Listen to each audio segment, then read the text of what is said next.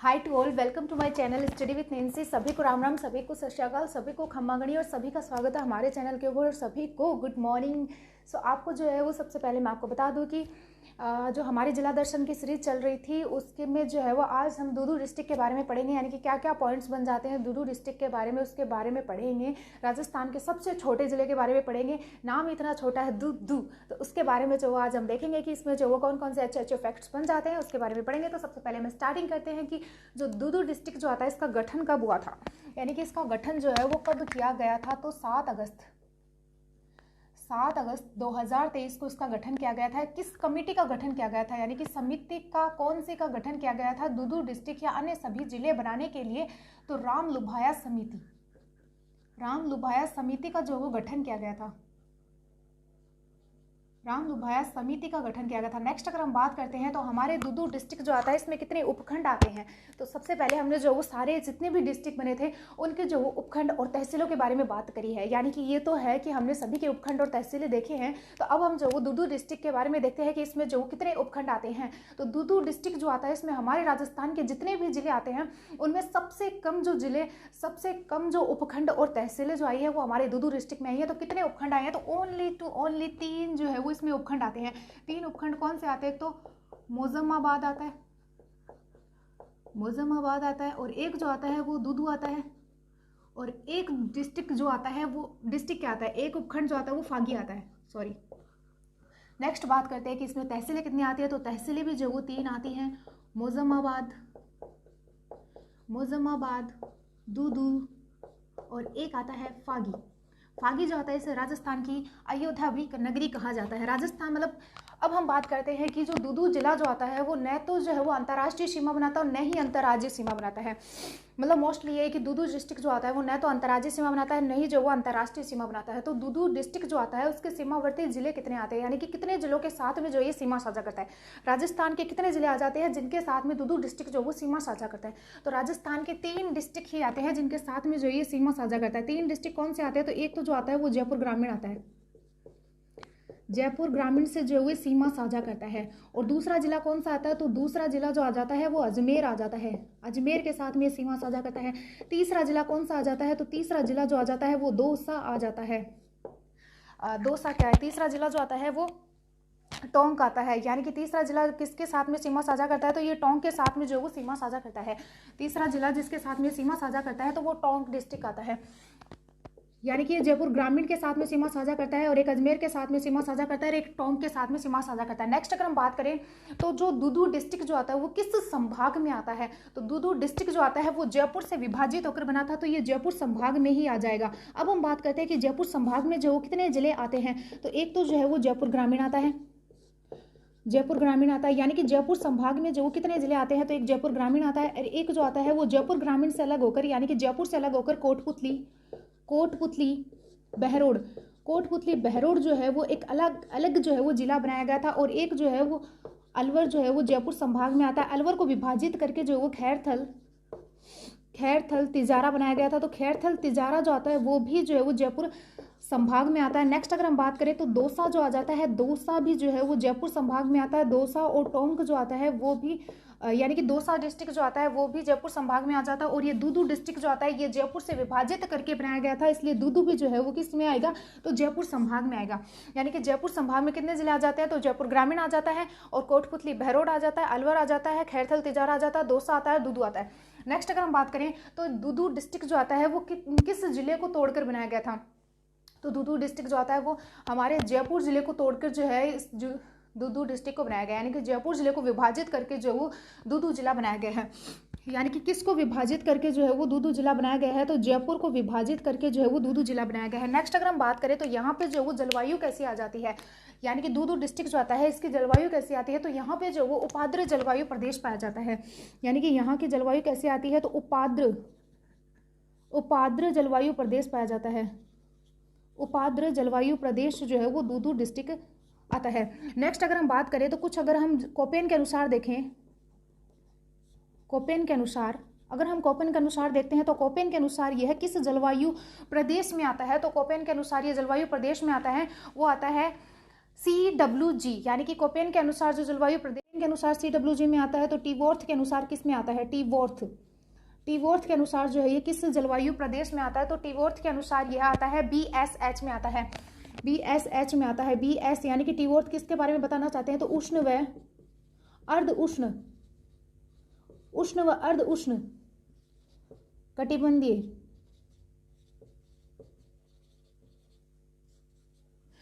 उष्ण व अर्ध उष्ण कटिबंधीय स्टेपी तुल्य जलवायु प्रदेश में आ जाता है। कटिबंधीय स्टेपी तुल्य जलवायु प्रदेश में आ जाता है, स्टेपी तुल्य जलवायु प्रदेश में आ जाता है। अगर हम देखें तो थार्नेवेट के अनुसार जो ये किस में आता है, तो DAW में आता है। नेक्स्ट अगर हम देखें तो थार्नेवेट के अनुसार किस में आता है, तो थार्नेवेट के अनुसार जो आता है ये DAW में आता है।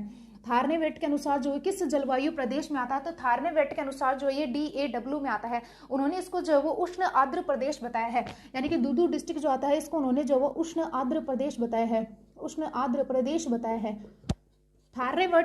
थार्नेवेट के अनुसार जो दूदू जिला जो आता है वो DAW उष्ण आर्द्र प्रदेश में आ जाता है। टिवॉर्थ के अनुसार जो BSH उष्ण व अर्ध उष्ण कटिबंधीय स्टेपी तुल्य जलवायु प्रदेश में आ जाता है। और अगर हम वैसे देखें तो उपाद्र जलवायु यहाँ पे पाई जाती है। कोपेन के अनुसार अगर हम देखें तो CWG में आ जाता है। कोपेन के अनुसार किस जलवायु प्रदेश में आता है, तो CWG में आता है। नेक्स्ट अगर हम बात करें तो यहाँ पे जो किस प्रकार की मृदा पाई जाती है, यानी कि यहाँ पे जो किस प्रकार की मिट्टी पाई जाती है, लेकिन उससे पहले हम बात कर लेते हैं क्योंकि वहाँ के जितने फैक्ट्स जो है वो आप नोट कर लेना बुक्स में। अब हम बात करते हैं कि इसका प्राचीन नाम क्या आ जाता है, तो दूदू जिला जो आता है इसका प्राचीन नाम दुधावती आता है।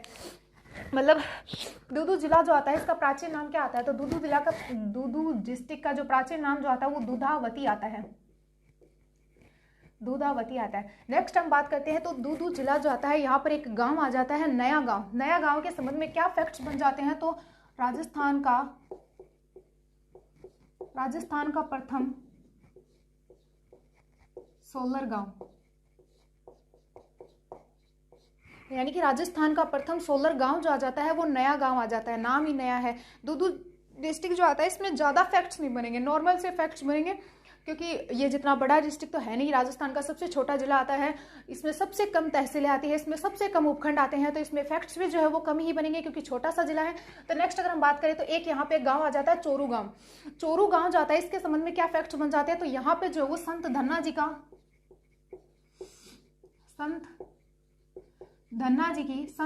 जी की जन्मस्थली जो आती है वो चोरू गांव में आती है। चोरू गांव जो आता है ये कहाँ पे आता है, तो ये दूदू जिले में आता है और यहाँ पे संत धन्ना जी की जन्मस्थली आती है। चोरू गांव जो आता है वो दूदू जिले में आता है और यहाँ पे संत धन्ना जी की जन्मस्थली आती है। नेक्स्ट अगर हम बात करते हैं तो दूदू जिला जो आता है यहाँ पे एक बांध आ जाता है, डैम आ जाता है जो कि छापरवाड़ा का बांध आता है, यानी कि दूदू जिला जो आता है यहाँ पर एक बांध भी आपको देखने को मिल जाता है। नेक्स्ट अगर हम बात करें तो दूदू जिला जो आता है यहाँ पर एक दुर्ग आता है, एक किला आता है जो कि माधव राजपुरा दुर्ग आता है। उस माधव राजपुरा दुर्ग का निर्माण जो है वो किसके द्वारा करवाया गया था, तो इस माधव राजपुरा दुर्ग का निर्माण जो था वो किसके द्वारा करवाया गया था, तो इसका निर्माण करवाया गया था माधो सिंह फर्स्ट के द्वारा जो इसका निर्माण करवाया गया था।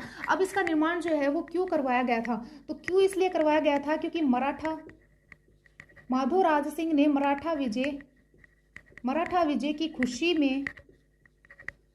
में जो है वो इस दुर्ग का निर्माण करवाया। मराठा विजय की खुशी में इस दुर्ग का निर्माण करवाया।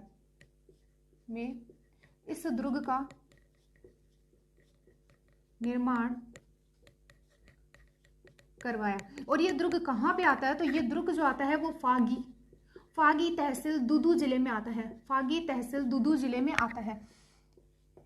यानी कि अगर हम बात करें तो दूदू जिला जो आता है यहाँ पे एक दुर्ग आ जाता है जो कि माधो राजपुरा का दुर्ग आता है। उस दुर्ग का निर्माण स्वयं माधो सिंह फर्स्ट के द्वारा इसका निर्माण करवाया गया था और ये दुर्ग फागी तहसील दूदू जिले में आ जाता है। इस दुर्ग जो आता है इसके बारे में कहा जाता है कि इसका निर्माण जो था वो माधो सिंह ने मराठा पर विजय हासिल करने के बाद में खुशी के रूप में जो इस दुर्ग का निर्माण करवाया था। नेक्स्ट अगर हम देखें तो यहाँ पे जो है वो एक दुर्ग और देखने को मिल जाता है जिसका नाम मुरवा दुर्ग आता है। मुरवा दुर्ग जो आता है ये कहाँ पे आता है, तो ये मुरवा दुर्ग जो आता है वो भी दूदू में आता है। मुरवा दुर्ग जो आता है वो दूदू में आता है। एक और दुर्ग यहाँ पे देखने को मिल जाता है सखुना, यानी कि एक दुर्ग और आता है यहाँ पर साखून दुर्ग भी जो है वो यहाँ पे देखने को मिल जाता है। यानी कि दूदू जिला जो आता है यहाँ पर साखुन दुर्ग भी जो है यहाँ पे देखने को मिलता है, यानी कि साखुन दुर्ग जो आता है वो भी दूदू डिस्ट्रिक्ट में आपको देखने को मिल जाता है। तो साखुन दुर्ग कहाँ पे आता है, तो दूदू जिले में आता है। नेक्स्ट अगर हम बात या दोमट मृदा पाई जाती है। अब आप बोलोगे मैम ये मृदा इधर की तरफ क्यों पाई जाती है, तो इसलिए पाई जाती है कि आपको सभी को पता है कि उत्तरी मैदान जो आता है यहाँ पर बहुत सारी नदियां हैं। तो ये नदियां द्वारा जो है वो मिट्टी का कटाव करके या जो नदियों का पानी जो होता है इससे जो ये ऐसी प्रकार की यानी कि दोमट व जलोढ़ मृदा जो वो उत्तरी मैदान से जो आती है, इसी वजह से यहाँ पे जो वो कछारी व जलोढ़ और दोमट मृदा यहाँ पे पाई जाती है। नेक्स्ट अगर हम बात करें तो यहाँ पे ये जो है दूदू जिला जो आता है वो किस भौतिक प्रदेश का भाग आता है, यानी कि दूदू जिला किस भौतिक प्रदेश का भाग आता है, किस भौतिक प्रदेश में आता है। तो आप सभी को पता है कि दूदू जिला जो वो किस साइड की तरफ आता है, तो पूर्वी की साइड की तरफ आता है, क्योंकि दूदू जिला किससे विभाजित होकर बना था, जयपुर से विभाजित होकर बना था। तो ये किस भौतिक प्रदेश का भाग आता है, भौतिक प्रदेश किसका भाग आता है, तो ये भौतिक प्रदेश जिसका भाग आता है उसका नाम आता है पूर्वी मैदानी प्रदेश का जो ये भाग आता है। ठीक है, मतलब मैंने आपको जो है कि जो जलवायु जाती है उसके बारे में बता दिया, भौतिक प्रदेश के बारे में बता दिया और एक जो है वो मृदा के बारे में बता दिया। नेक्स्ट हम बात करते हैं कि दूदू जिला जो आ जाता है यहाँ पे विधानसभा सीट कितनी आती है, तो इतना छोटा सा है तो इसमें विधानसभा सीट कितनी आएंगी, एक विधानसभा सीट आती है। तो इसमें जो वो एक विधानसभा सीट आती है, यानी कि दूदू जिले में जो वो एक विधानसभा सीट आती है, एक विधानसभा सीट आती है। और यहां से जो विधायक बने थे, विधायक उनका नाम आता है प्रेमचंद बैरवा। और ये प्रेमचंद बैरवा जी जो आते हैं ये हमारे उप मुख्यमंत्री आते हैं, उप मुख्यमंत्री जो आते हैं वो प्रेमचंद बैरवा जी आते हैं।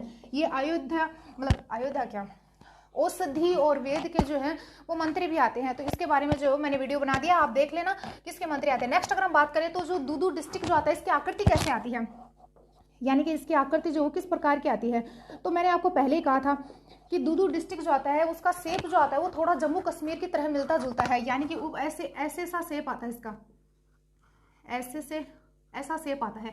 दूदू डिस्ट्रिक्ट जो आता है इसका ऐसा शेप आता है। तो इसी वजह से जो है वो हम अभी मान सकते हैं इसकी आकृति जो आती है वो जम्मू कश्मीर के अनुसार आती है। फिर जब ऑथेंटिक आएंगे तब हम बाद में पढ़ लेंगे, लेकिन अभी हम मानेंगे कि इसकी आकृति जो आती है वो किसकी तरह आती है, तो जम्मू कश्मीर की तरह जो है इसकी आकृति आती है, जम्मू कश्मीर की तरह इसकी आकृति आती है। नेक्स्ट अगर हम बात करें तो दूदू डिस्ट्रिक्ट जो आता है यहाँ से कौन सा राष्ट्रीय राजमार्ग गुजरता है, यानी कि दूदू जिले से जो वो कौन सा राष्ट्रीय राजमार्ग, कौन सा NH जो वो गुजरता है, तो NH 48 जो आता है वो दूदू से गुजरता है। NH 48 जो आता है वो दूदू से गुजरता है,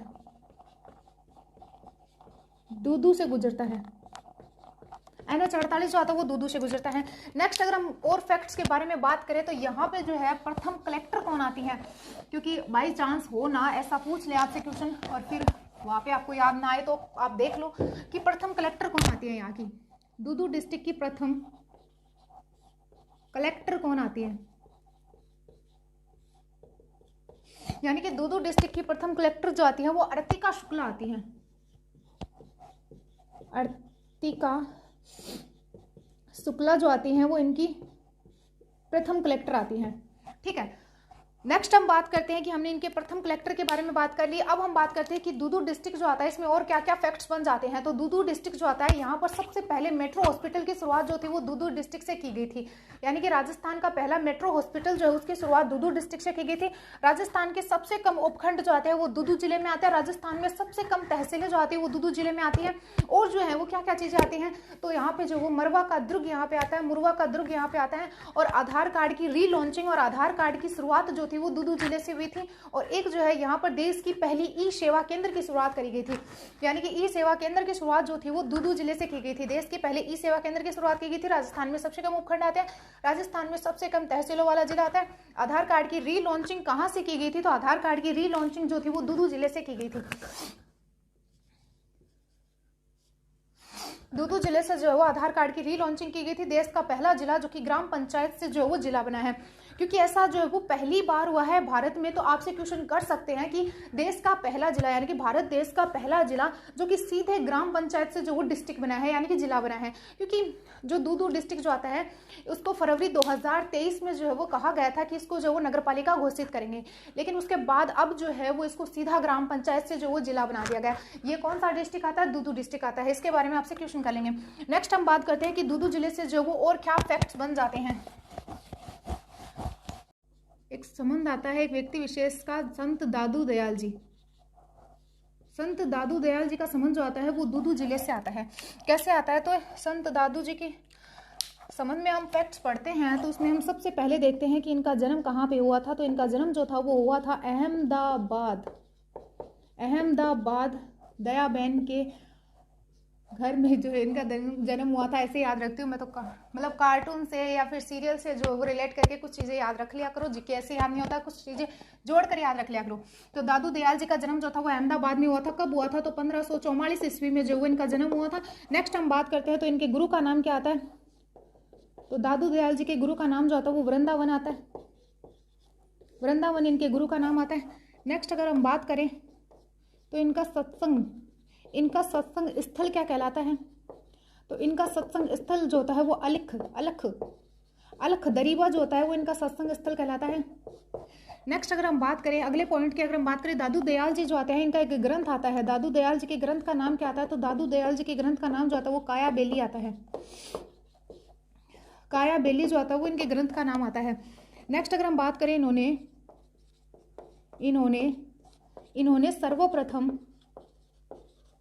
सर्वप्रथम अपने उपदेश सांभ्र, सर्वप्रथम अपने उपदेश जो थे वो सांभ्र में दिए थे। सर्वप्रथम अपने उपदेश जो थे वो सांभर में दिए थे। नेक्स्ट अगर हम पॉइंट के बारे में बात करें तो इनकी जो प्रधान पीठ जो आती है वो नारायणा दूदू में आती है। इसी वजह से जो इनका संबंध दूदू से आता है। नेक्स्ट अगर हम बात करें तो सांभर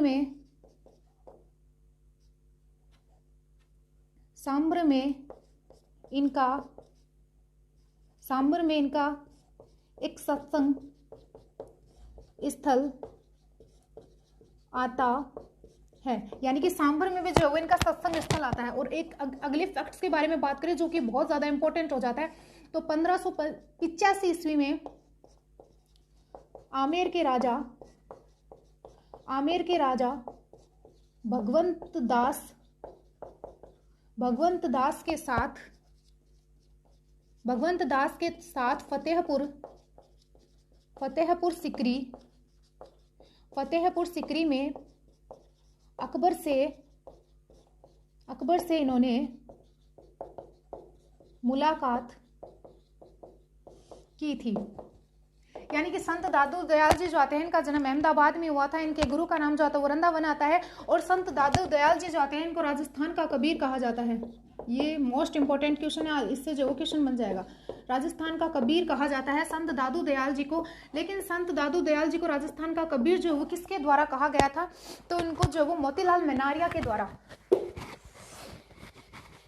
यानी कि संत दादू दयाल जी जो आते हैं इनको जो है वो राजस्थान का कबीर किसके द्वारा कहा गया था? तो इनको जो राजस्थान का कबीर जो है वो मोतीलाल मेनारिया के द्वारा जो वो इनको राजस्थान का जो वो कबीर कहा गया था। नेक्स्ट अगर हम बात करें तो संत दादू दयाल जी जो आते हैं उन्होंने दादू पंथ की शुरुआत की थी। यानी कि इन्होंने जो है वो दादू पंथ की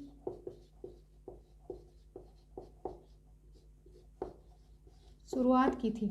यानी कि संत दादू दयाल जी जो आते हैं उन्होंने दादू पंथ की शुरुआत करी थी। और एक जो है वो दूदू डिस्ट्रिक्ट जो आता है, इससे क्या फैक्ट्स बन जाता है? दे से दादू याद रख लेना, दे से दूदू डिस्ट्रिक्ट याद रख लेना। एक आता है भूतों की बावड़ी, यानी कि एक आता है भूतों की बावड़ी। और जो है वो दूदू डिस्ट्रिक्ट में क्या आता है? तो भूतों की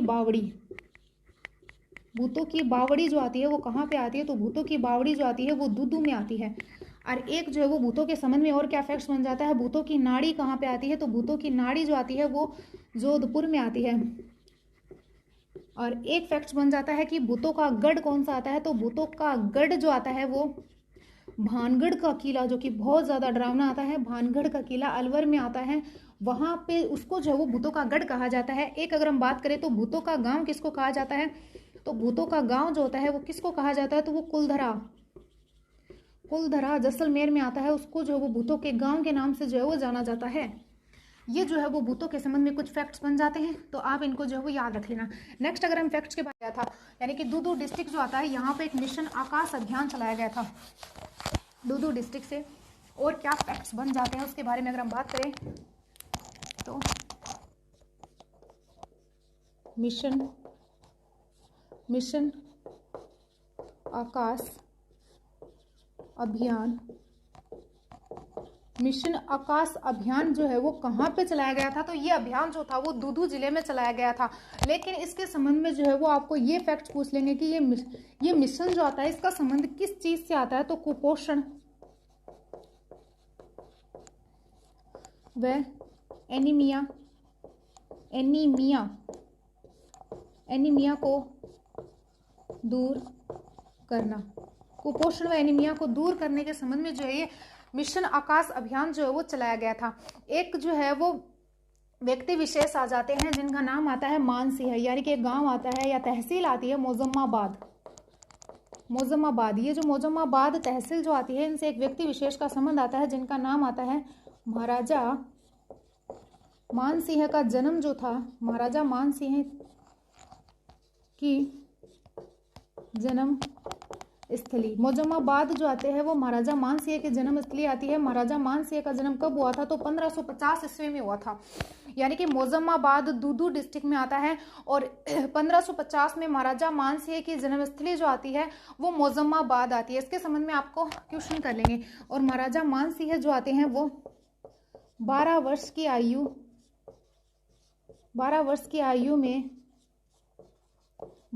आयु में अकबर की सेवा में चले गए। 12 वर्ष की आयु में अकबर की सेवा में चले गए। और अकबर ने जो है वो इनको जो है वो फ्रजंद की उपाधि, फ्रजंद यानी कि इनको फ्रजंद और मिर्जा राजा की उपाधि इनकी आती है। और इनको जो है वो 7000 का मनसब दिया गया था, 7000 का मनसब इनको सौंपा गया था। और मानसिंह जो थे वो राजा कब बने थे, तो राजा जो थे इनका कार्यकाल कितना रहा था, कितने टाइम से लेकर कितना टाइम तक जो इनका कार्यकाल रहा था, तो 1589 से लेकर 6040 तक जो इनका कार्यकाल हुआ था। और 6040 यानी कि 1614 में एलिचपुरा में जो है वो एलिचपुरा में इनकी मृत्यु हो गई थी, यानी कि 1614 ईस्वी में जो है वो एलिचपुरा में इनकी मृत्यु हो गई थी। और ये 1589 में आमेर की गद्दी के ऊपर बैठे थे, यानी कि 1589 में आमेर की गद्दी पर बैठे थे। 1589 में आमेर की गद्दी पर बैठे थे और 1614 में एलिचपुरा में इनकी मृत्यु हो गई थी। इनको 7000 का मनसब जो था वो अकबर के द्वारा दिया गया था, 7000 का मनसब अकबर के द्वारा दिया गया था। अगर हम बात करते हैं इनकी उपाधि जो आती है वो फ्रजंद की उपाधि इनको दी गई थी और मिर्जा राजा की उपाधि इनको दी गई थी। इनका जो वो प्रथम सैन्य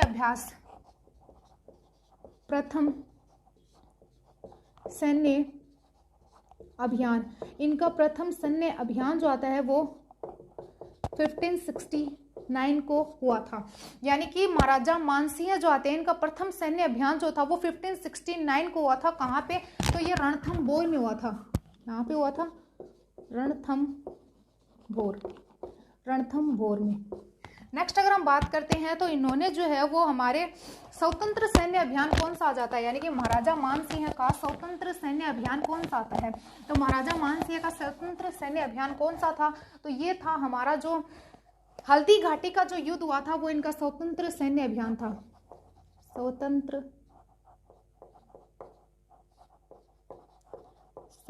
सैन्य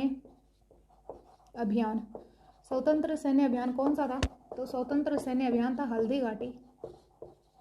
हल्दी घाटी का जो युद्ध था वो इनका स्वतंत्र सैन्य अभियान था। जब आपको हिस्ट्री पढ़ाएंगे तब इनके बारे में जो है वो आपको और ज़्यादा जो है वो डिटेल से बता देंगे। अभी जो है हम जिला दर्शन के बारे में पढ़ रहे हैं तो आपके लिए जो ये नॉर्मल फैक्ट्स बहुत हैं, ठीक है।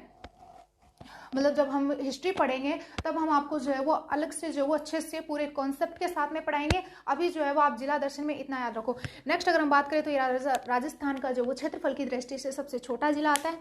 अगर वीडियो अच्छा लगा हो तो लाइक शेयर और सब्सक्राइब जरूर करें। Thank you and bye.